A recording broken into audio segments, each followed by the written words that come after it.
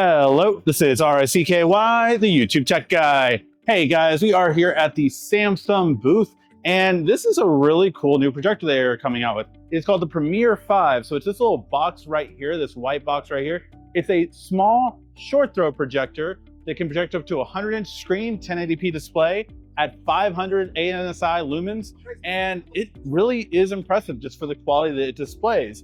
But not only that, it can actually use a touchscreen function. So you can actually connect it to your phone, and anything that uses a touchscreen device can work very well seamlessly with it.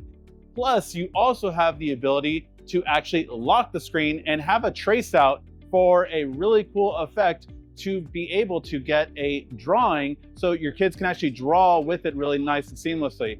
Really cool projector, very interesting. As we've seen, I've reviewed a lot of projectors recently, and this one has a lot of unique features that I'm really looking forward to seeing. And we did find out that it is going to be coming out around March or so is the time frame we're looking at for the release date, and the final price point will be $18.99. Let me know what you guys think in the comment section down below. Thank you as always so much for watching. That has been RICKY, the YouTube Tech Guy.